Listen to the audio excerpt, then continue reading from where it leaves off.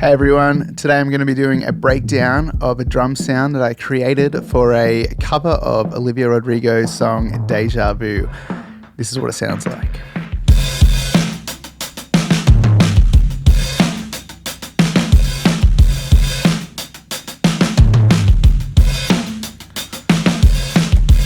Alright, some pretty crunchy, distorted, saturated drums, all the buzzwords that you want to hear.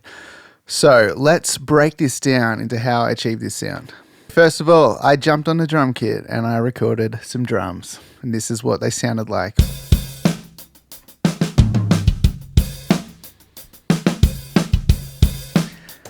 So, pretty not exciting. Kind of embarrassing next to the finished sound, really. But still, well-recorded drums. They sound good. So, first of all, I routed all of my individual channels to a bus, which is my drums bus over here, so bus 1. And then I went and made a send to bus 2. And I routed that send back to bus 1. So everything's going to bus 1.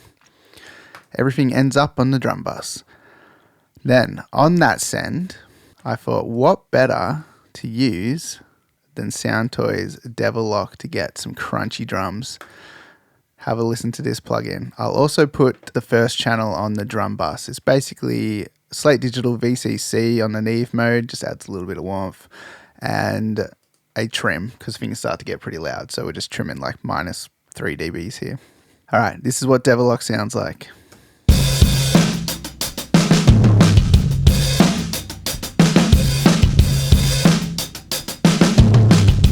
Pretty mean. So just a little bit of crush, which is gonna like a bit of a pumpy compression, smashing the crunch, pushed it up to 7 and rolled in a little bit of darkness just to tame some of the top end. It gets a bit gritty, and then played the mix knob and found that around 6 was the sweet spot for me. So that's it, dialed in some real crunchy drums. So at the same time, we still have the clean drums coming through, but we also have Devil Lock that we can blend in. So we can turn this all the way down and still hear our clean drums, and then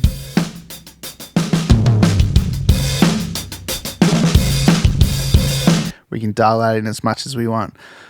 Let's have a look at the individual channels because we want to tidy this up a bit, make it a little bit tighter, a little bit cleaner, because in the context of the song, it needed to be tighter and punchier.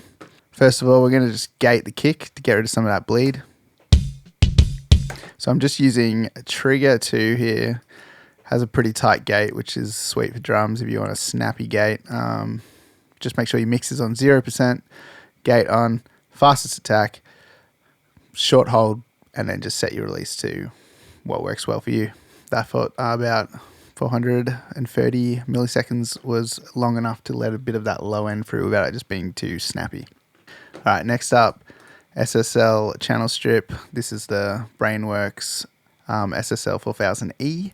Just pulling out a bunch of top end around 4K, just getting rid of the attack on the kick a little bit. Just want it to be more thumpy.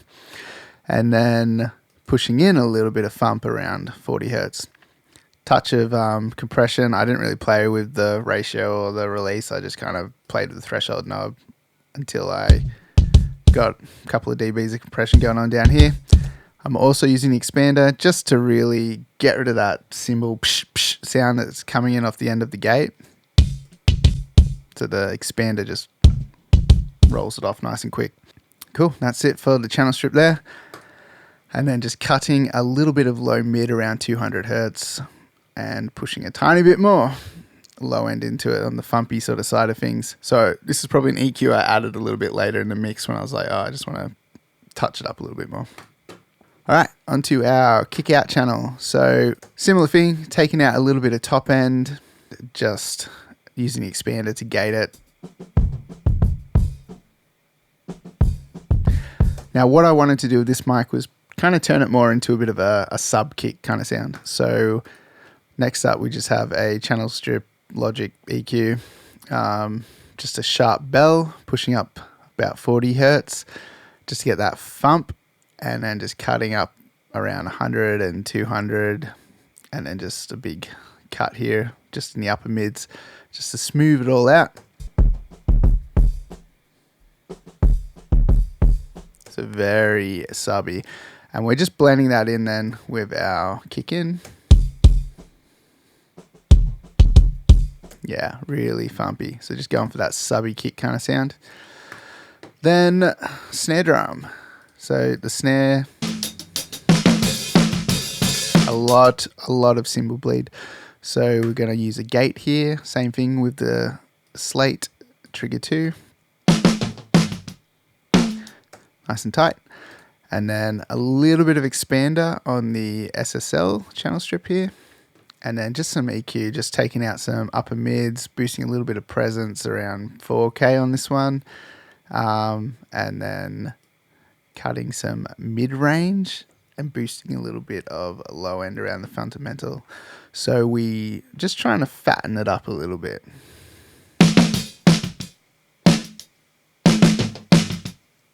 Yeah, just a tiny touch of compression there again as well. And then followed up with decapitator, just a tiny bit of drive and the end mode. So this is like, I guess like a Neve kind of mode, or maybe I'm wrong with that, but it's, to me, it rolls the sound off a little bit. So a little bit of drive where you're like kind of saturating it and controlling the transients a bit. And then just that mode, the style, is making the sound a little bit warmer and rolled off. All right, next up we have snare bottom, just cutting away a bunch of presence. It was a bit harsh sounding.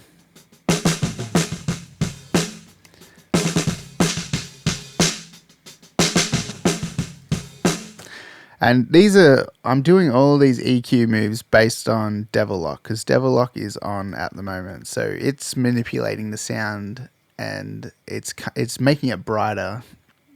So these cuts would maybe sound a bit weird if we took Devil Lock away, but we want to mix with it on because we're mixing into it. Then we move on to our tom mic, and I have manually cut away all the bleed because toms are very finicky to get the gates right. So it's just easier if you just chop it, fade it, do it yourself. From there, I have added the expander again here, so it rolls off that the tom hit nice and quick, and it finishes by the time the kick comes back in, so we don't get any like low end crossover that gets a bit gross. And we're just cutting some low mid-rangey kind of 500 hertz stuff here, and boosting the low end fundamental around 80 hertz, 90 hertz, and just a tiny little bit of top end just to try and add a little bit more attack back into the sound. And a touch of compression, and that's about it. Same kind of stuff. Pretty hectic. Very crunchy sounding. So we're cutting that. Depending how, you could easily cut that pretty hard, but that's where I had it. And then later on I decided I needed some more low mids. Some more removed to tighten the sound up. Generally, if there's like an EQ at the end of these things, it's something I've decided later I wanted to add on and tweak past where I had it mixed earlier on, which generally happens when you start mixing other instruments in. I had a hi-hat mic, but there's just no need for it. Once the distortion kicks in and the overheads and everything there was just enough hats and cymbals. So hi-hat mic got muted. Sorry, mate. Let's have a quick listen. This is our close mics and how they're sounding. All right, nice and tight now. So we're going to bring back all the filling and all the full sound of the kit now with the overheads.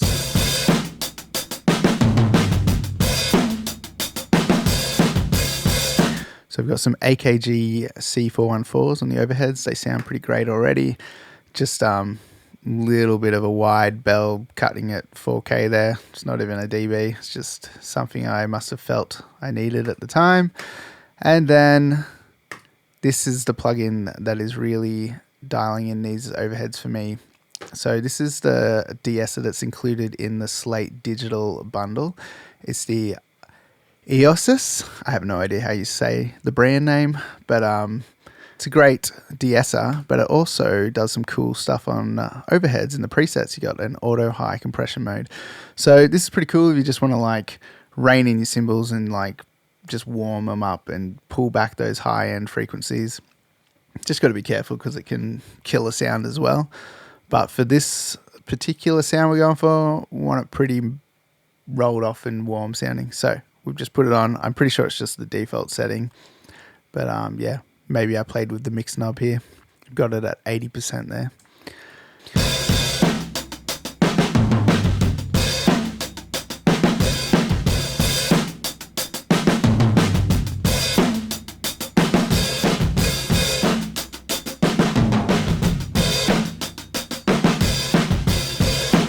Cool. So you can hear how that's just warming those cymbals up, especially the hi-hat. Takes away that ticky top end. All right. So then room mics. We've got an AEA R88 stereo ribbon mic here. This already sounds pretty nice as is.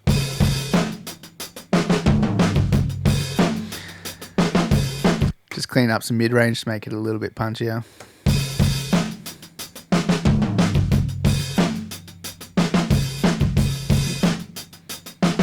Like some 400 hertz wide cut around 1K, just scooping it a little bit.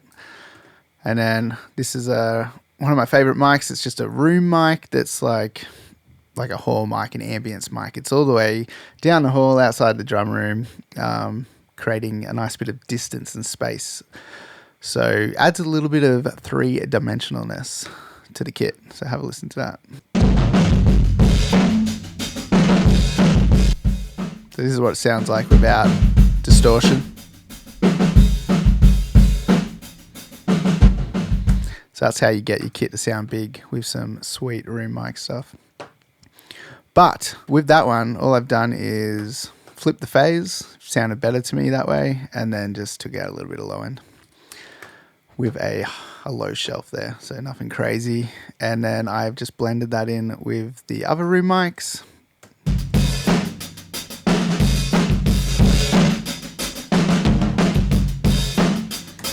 Cool. And they're pretty low in the mix because that's just not really needed. The distortion's bringing everything forward. So if you have a listen, take them out.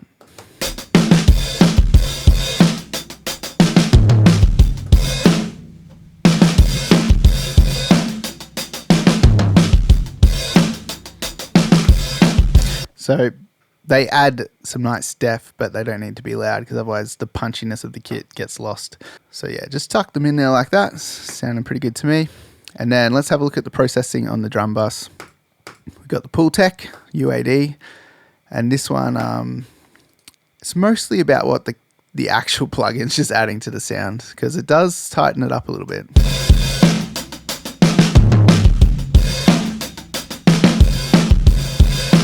Just kind of makes the low end feel a little bit tighter and just overall the transients just a bit punchier.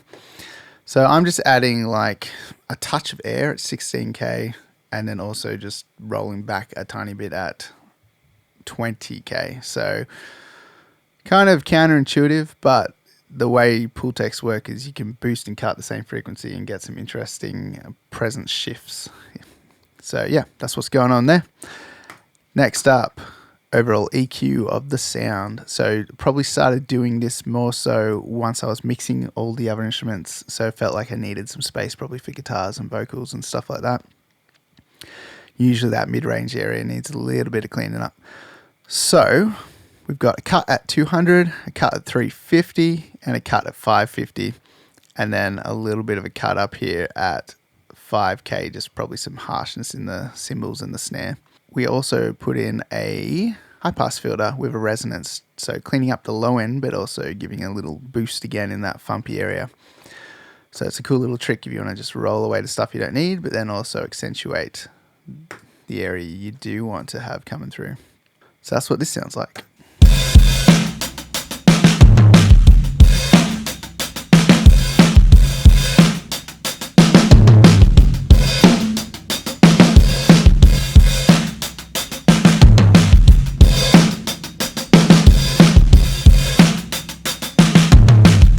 Just tightens it right up.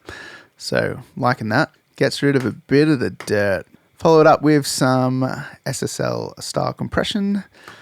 This is basically like a G comp kind of thing from Slate Digital. We've got a medium attack letting some transient through still because it's already so crushed and compressed. And then a fairly fast release, but not super fast, so we're letting the cymbals and everything just like jump back in our face. And then just like a 3-to-1 ratio. And then from there, all we did is just use the high pass filter to dial in the amount of compression we're getting, because there's a lot of low end already in the sound, so it was reacting pretty heavy handed to the drums. So have a look. Just getting slammed there. You just pull this up until we're getting about 2 dBs of gain reduction. So that's kind of all I want. Just a little bit extra punch on the kit, and then finish it off with some limiting, and then we're done. So basically here, I've just pulled down in the middle, just brings down the threshold and the out ceiling at the same time, so you don't get any boost in volume, but all you're going to do is get some gain reduction.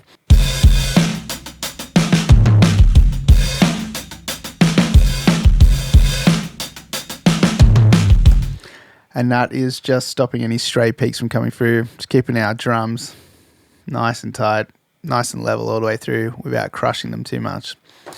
And that, my friends, is how I got that sound.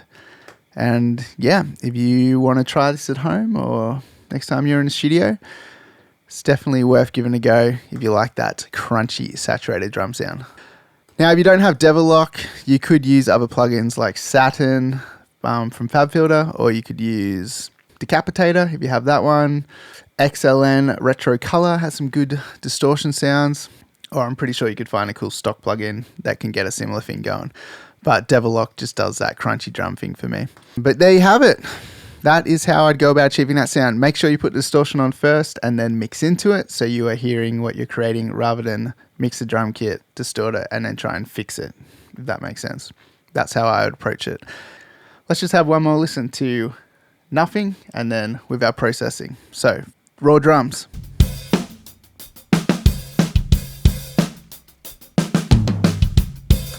All right, let's chuck our Devilock on.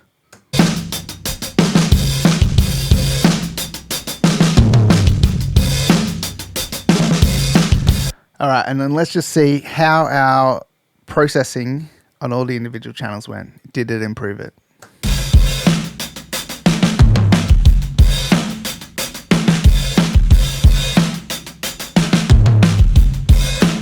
I dig it.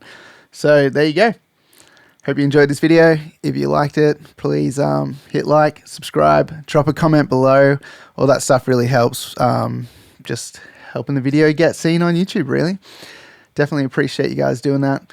And until next time, peace out.